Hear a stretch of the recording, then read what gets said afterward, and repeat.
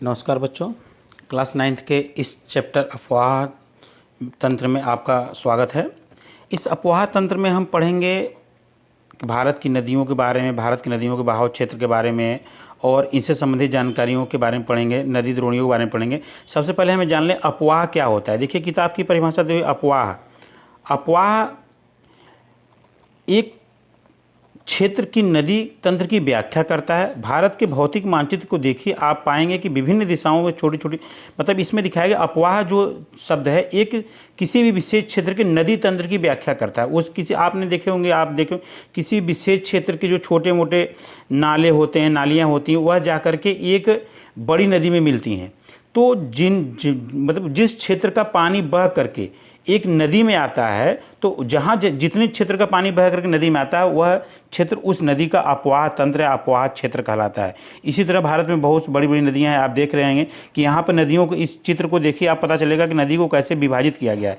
यहाँ पर देखिए, धारा अ दिया गया, धारा ब दिया गया है, बीच में एक ऊँचा स्थिति है, ऊँचा भाग है जो कि जल विभाजित करता है। आप देखेंगे कि बीच में धारा ब में देखिए एक्सप्लेन किया गया है, बीच में एक लाइन दिख रही है और बाकी अनेक टेढ़ी मेढ़ी लाइनें जो ऊपर से आके उसमें मिल रही है। तो ये नदी तंत्र की व्याख्या करता है। इसी तरह भारत की नदियाँ होती हैं, जो नदी होती है जो नीचे होती है, बाकी जो उच्च भूमियों से छोटे छोटे नालों के द्वारा या वैसे पानी नालियों के द्वारा बह करके नदी में आकर के पानी मिलता है और यह नदी जाकर के किसी बड़े क्षेत्र में मिल जाती है। यही मेन अफवाह तंत्र होता है। जब हम भारत के अफवाह तंत्र की बात करेंगे तो भारत के अफवाह तंत्र को मुख्यतः दो भागों में बांटा गया है। पहला हिमालय से निकलने वाली नदियाँ और दूसरा प्रायद्वीपीय नदियाँ। हम हिमालय से निकलने वाली नदियों के बारे में देख लें। यहाँ पे ये जो हिमालय है, नेपाल के पास हिमालय ऊपर से हुआ है, सिंधु नदी के ऊपर से आप देखेंगे वो कश्मीर वाला एरिया, इधर नेपाल के ऊपर के एरिया, नीचे के एरिया, ये सब पूरा हिमालय क्षेत्र। ये यहाँ से जो नदी निकलती है यह हिमालय अफवाह क्षेत्र का हिस्सा होता है। दूसरा आप देखेंगे यहाँ पे नर्मदा नदी देख रहे हैं, एक कर्क रेखा गुजर रही है, यहीं के पास से विंध्याचल पर्वत है जो कि भारत के उत्तर और दक्षिण को आपस में अलग करता है। यह एक नदी विभाजक तंत्र कहा जा सकता है, जो अफवाह विभाजक तंत्र कहा जाता है। विंध्याचल पर्वत है जो कि एक पर्वत है जो कि उत्तर और दक्षिण को अलग करता है। तो हिमालय से जितनी भी नदियाँ निकलती हैं इस विंध्याचल पर्वत की तरफ न होकर के, देखिए आप देखिए निकलने वाली नदी शारदा नदी, गंगा नदी, यमुना नदी, सब देखिए विंध्याचल पर्वत से हट करके इधर चली जाती हैं। और इधर भी जो नदियाँ आई हैं इधर से, ये भी विंध्याचल पर्वत से चली जाती हैं। तो ये जो विंध्याचल पर्वत आप देख रहे हैं नर्मदा नदी कर्क रेखा के पास में, यह भारत के अफवाह तंत्र का विभाजक तंत्र है। तो इस तरह भारत के अफवाह तंत्र को दो भागों में बांटा गया है। पहला हिमालयी नदियों का अफवाह तंत्र, दूसरा प्रायद्वीपीय नदियों का अफवाह तंत्र। अब हमने आपको बताया हिमालयी नदियों का अफवाह तंत्र में क्या है, और इस हिमालयी नदियों का अफवाह तंत्र को भी मुख्यतः तीन भागों में बांटा गया है। पहले हम देख रहे हैं नदियों के रास्ता क्या आता है। आप देख रहे हैं एक कोई भी नदी है उसका आने का मार्ग है इस नदी का। तो आप यहाँ पर देखेंगे कि जब कोई भी नदी आ रही है तो पहले वहाँ से देखिए कितनी बारीक से आ रही है, धीरे धीरे आ रही है। लेकिन आप देखेंगे, ध्यान से देखेंगे तो नदी धीरे धीरे अपने आप में चौड़ी होती जा रही है।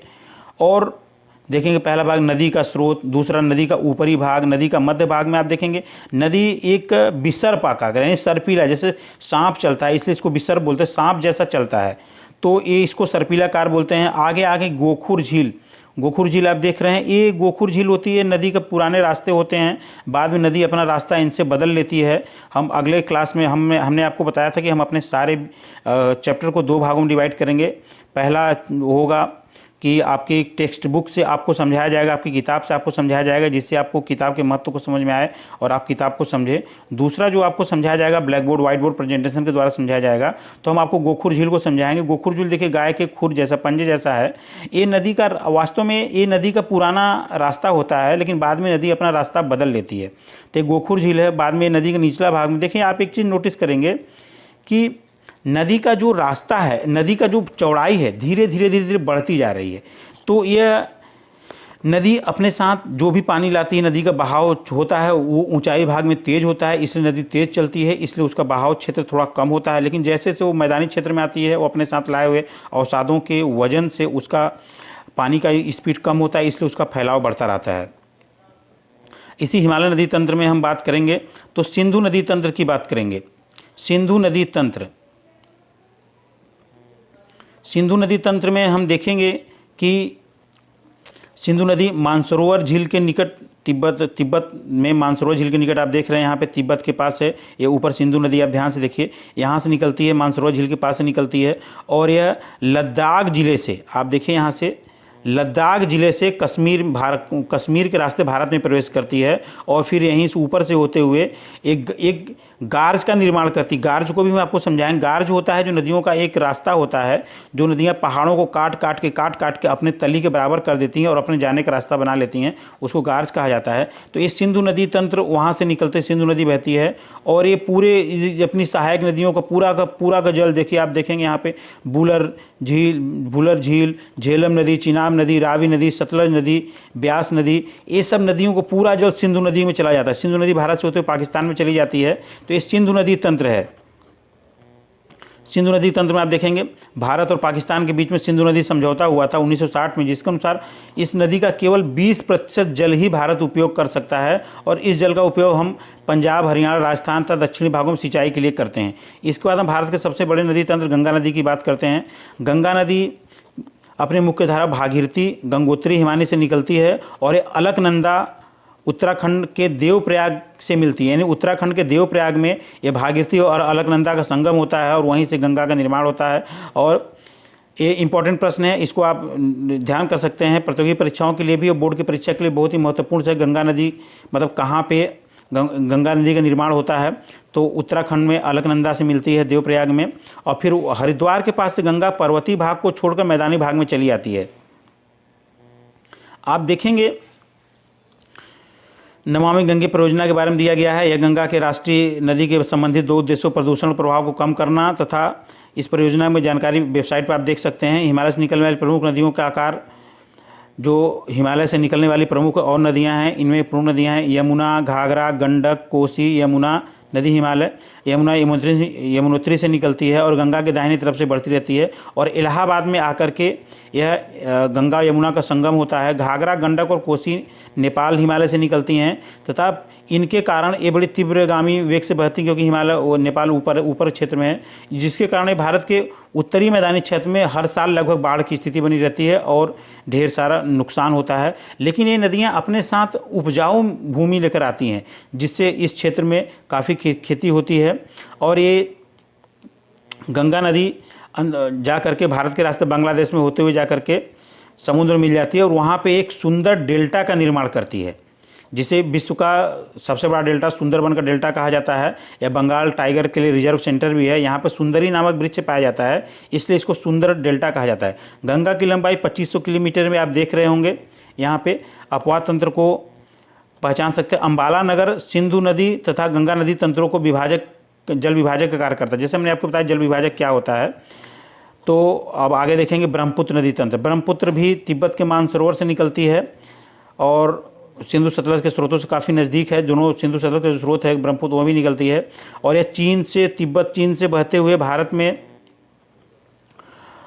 नामचा बरवा शिखर के पास पहुंचकर यह अंग्रेजी का यू आकार का मोड़ लेती है और वहां से अरुणाचल प्रदेश में प्रवेश, गार्ज का निर्माण करता है, अरुणाचल प्रदेश में प्रवेश करती है और यहाँ इसे दिहांग के नाम से जाना जाता है।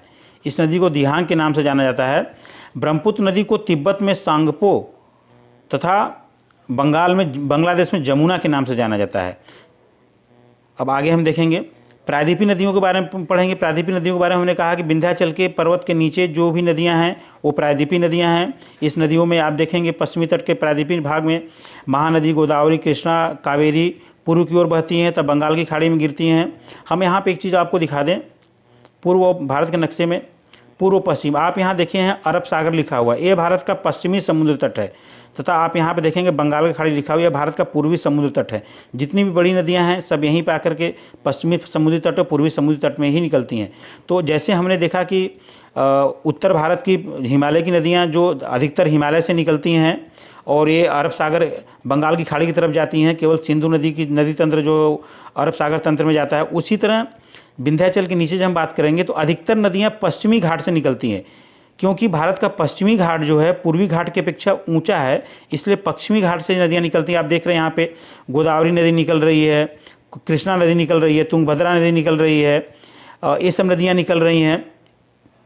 लेकिन नर्मदा और ताप्ती मात्र यही दो ऐसी नदियां हैं जो कि पूर्व से पश्चिम की तरफ बहती हैं। बाकी सभी नदियां आप देख रहे हैं, इनका बहाव क्षेत्र पेनगंगा, गोदावरी, कृष्णा और इधर महानदी, ये सब का जो बहाव है पश्चिम से पूर्व की ओर है, क्योंकि पश्चिमी घाट पूर्वी घाट से ऊंचा है। अब हम आगे देखेंगे,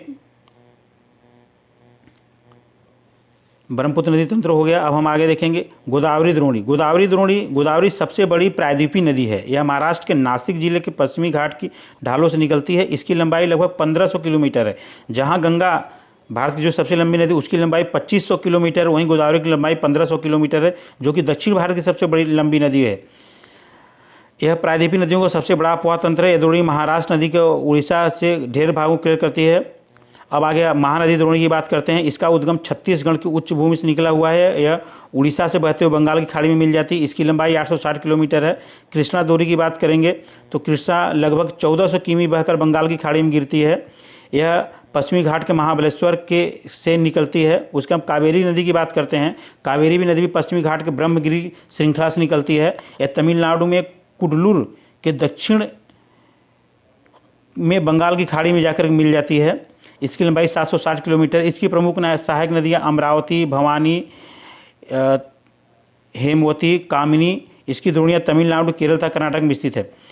बच्चों इस बात को आपको ध्यान देना है, इन नदियों की सहायक नदियों को आपको याद करके रखना है, क्योंकि इन सहायक नदियों से बहुत सारे प्रश्न बनते हैं। ये सहायक नदियाँ पूछ करके 1 नंबर का ऑब्जेक्टिव क्लियर आप कर सकते हैं। जैसे यहाँ भारत में सबसे बड़ा जलप्रपात कावेरी नदी बनाती है। इसे शिव समुद्रम के नाम से भी जाना जाता है। यह प्रपात उत्पादित विद्युत मैसूर, बंगलोर तथा कोलार स्वर्ण क्षेत्र में प्रदान किया जाता है। जब हम आपको व्हाइट बोर्ड पर इस पार्ट को एक्सप्लेन करेंगे तब इसको अच्छे समझाएंगे। जलप्रपात क्या होता है और शिव समुद्रम जलप्रपात भारत का सबसे ऊंचा जलप्रपात है। प्रतियोगी परीक्षाओं में भी ये पूछा जाता है और ये बहुत ही इंपॉर्टेंट, बहुत ही महत्वपूर्ण प्रश्न है। पृथ्वी के धरातल से लगभग 71% भाग जल से ढका हुआ है, लेकिन 97% जल लवणीय है, यानी पीने के लिए केवल 3% स्वच्छ जल के रूप में उपलब्ध है।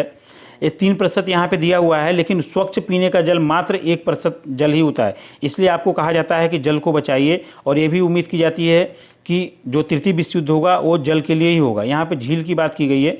झीलों को हम समझने के लिए कह सकते हैं, जैसे आप गाँव में देखते होंगे तालाब होते हैं, छोटे छोटे तालाब होते हैं, तो झील एक तालाब ही होता है, एक नदी का प्राकृतिक, एक जल का प्राकृतिक जलाशय जिनको बोल सकते हैं, जो कि बहुत बड़े क्षेत्र में होता है, जिसको एक बहुत बड़ा तालाब कह सकते हैं। बड़े आकार के झीलों को समुद्र भी कहा जा सकता है, जैसे कैस्पियन, मृत सागर, अरल सागर। आपने देखा होगा, अभी विश्व मानचित्र में आपको दिखाएंगे कि बड़े आकार के झीलें उनको सागर भी कहा जाता है।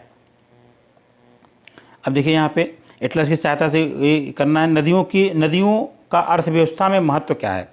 यह एक बहुत ही महत्वपूर्ण प्रश्न है। भारत में बहने वाली नदियां और विश्व में बहने वाली नदियों का अर्थव्यवस्था में बहुत बड़ा योगदान है। आपने देखा होगा कि जब आप पढ़े होंगे कि जब भी सभ्यता का विकास हुआ वो नदी के किनारे ही हुआ है। क्यों नदी किनारे हुआ? आखिर नदियों का कुछ मनुष्य से रिश्ता होगा, तभी तो नदी किनारे सभ्यता का विकास हुआ है। तो ये नदियाँ किसी भी देश की अर्थव्यवस्था की ऋण होती हैं। सबसे पहले इनकी अर्थव्यवस्था की बात कर लें तो किसी भी देश की जो प्रारंभिक अर्थव्यवस्था थी वो कृषि पर ही निर्भर थी, और कृषि के लिए सिंचाई बहुत ज़रूरी है, और सिंचाई के लिए नदियों